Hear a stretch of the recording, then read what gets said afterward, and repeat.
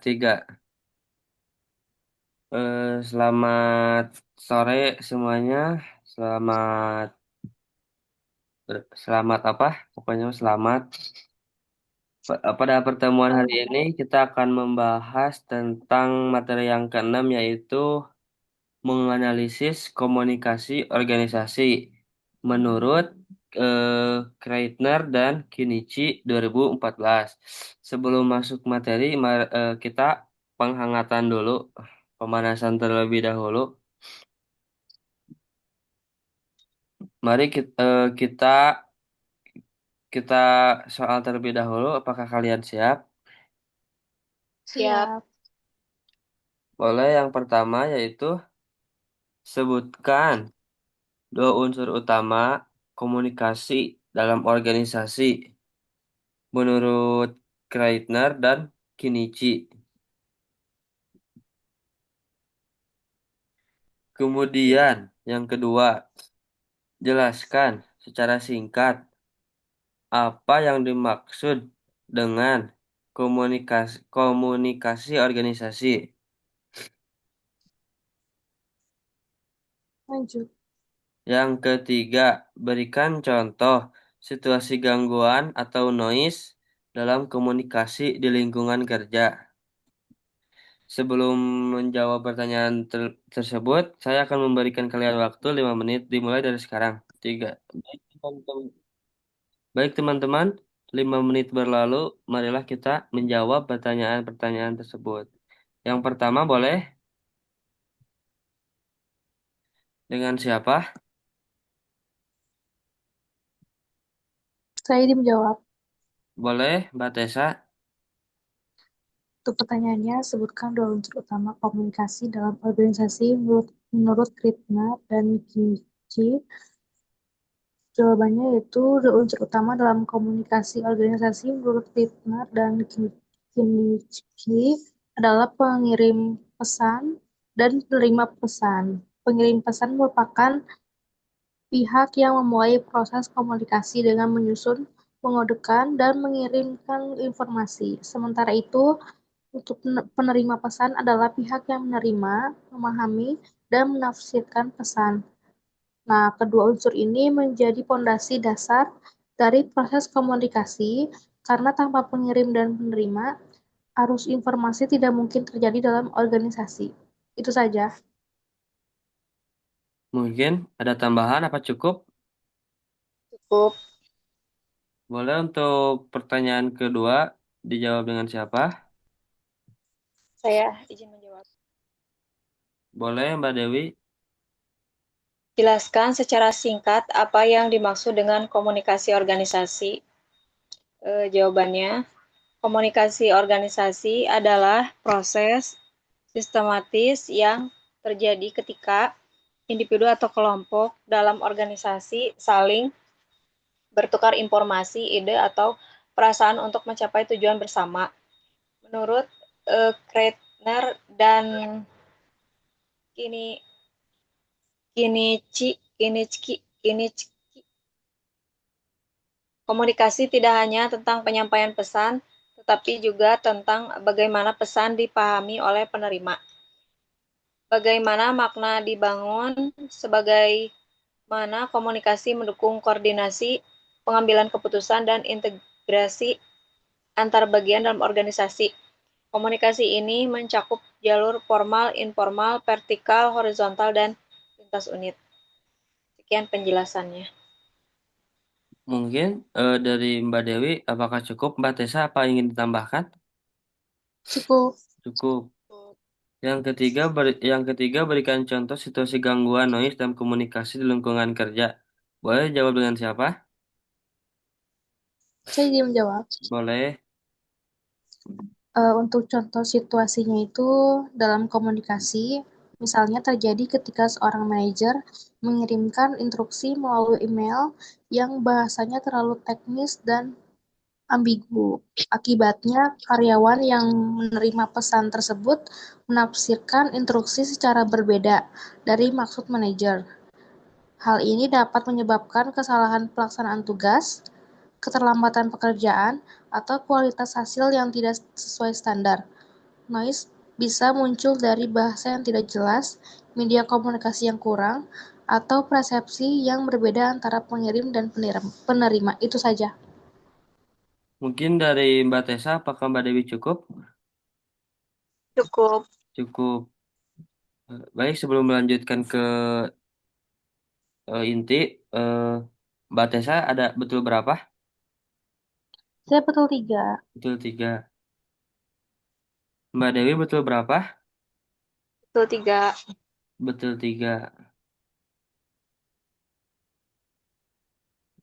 Baik, kita akan masuk ke materi yang yaitu tentang menganalisis komunikasi organisasi.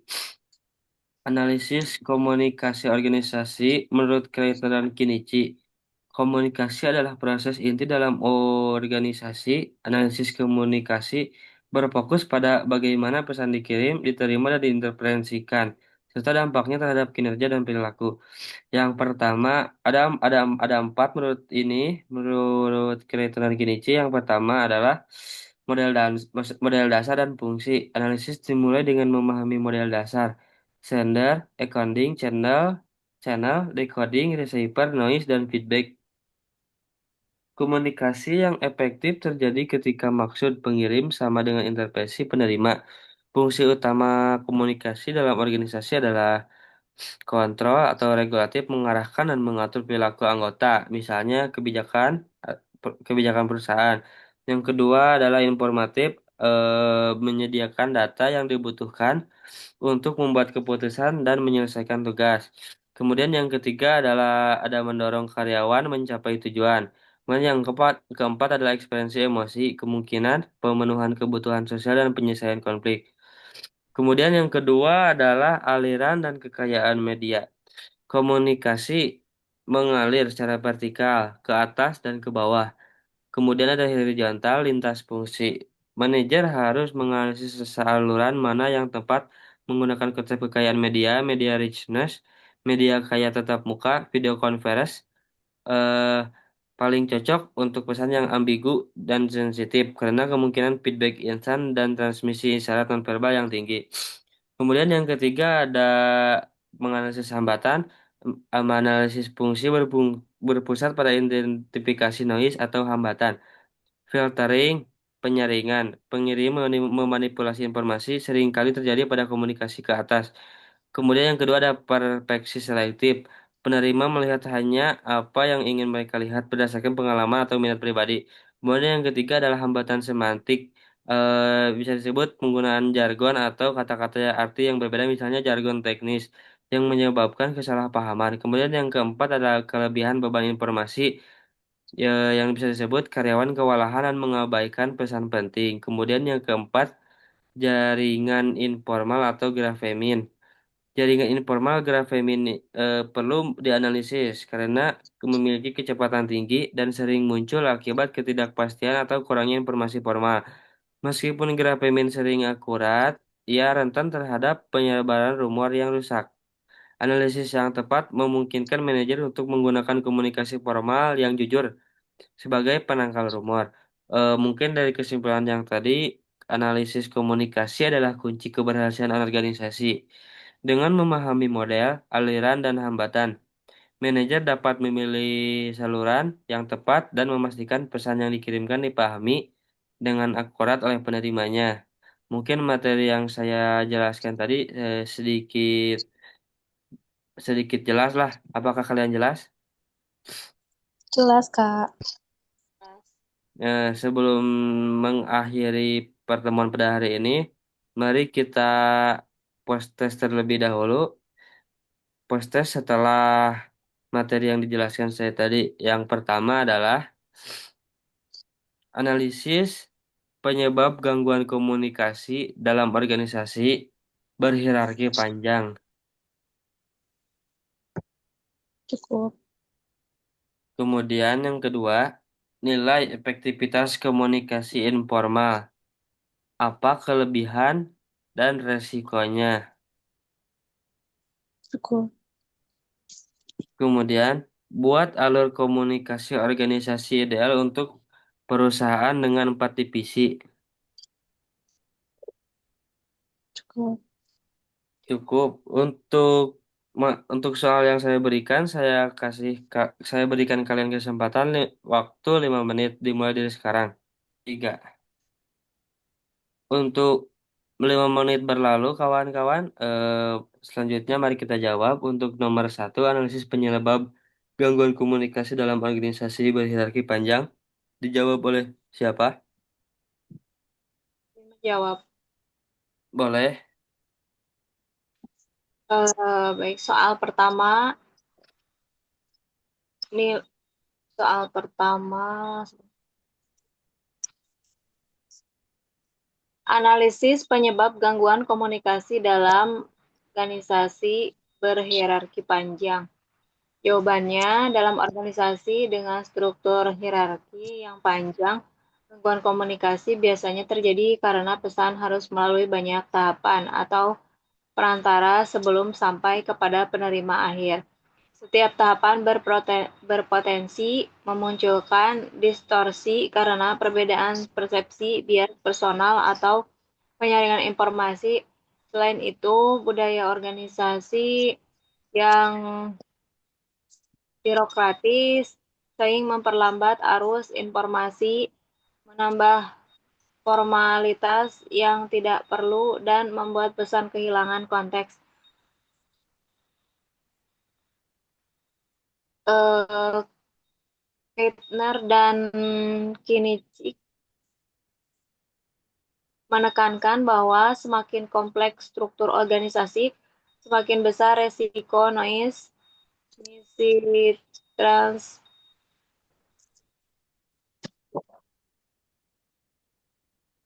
dan keterlambatan komunikasi.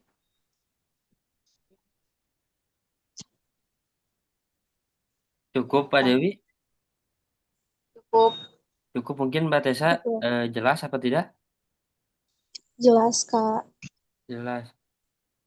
Baik, untuk yang kedua, nilai efektivitas komunikasi informal. Apa kelebihan dan risikonya? Dijawab dengan siapa? Boleh? Saya ingin menjawab. Boleh. Untuk komunikasi informal itu memiliki tingkat efektivitas yang cukup tinggi dalam situasi tertentu, karena mampu menyebarkan informasi dengan cepat dan fleksibel. Jalur ini sering digunakan oleh karyawan untuk saling berbagi informasi secara spontan dan tidak terikat prosedur resmi, sehingga dapat mendukung hubungan sosial dalam organisasi. Namun, komunikasi informal itu memiliki risiko besar, terutama terkait penyebaran rumor atau informasi yang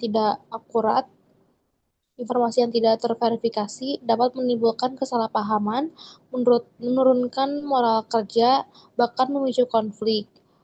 Nah, karena itu, organisasi perlu mengelola komunikasi informal dengan memastikan ketersediaan informasi resmi yang akurat dan mudah diakses. Itu saja, Kak. Cukup jawabannya. Mungkin dari Mbak Dewi bisa tambahkan kalau sudah paham. Cukup. Yang keenam, buat model alur komunikasi organisasi ideal untuk perusahaan dengan 4 divisi. Boleh dijawab dengan siapa? Izin menjawab. Boleh. Pertanyaannya, buat model alur organisasi ideal untuk perusahaan dengan 4 divisi. Jawabannya, model alur komunikasi organisasi yang ideal dapat dirancang dengan menggabungkan jalur formal dan informal untuk memastikan integritas informasi antar divisi.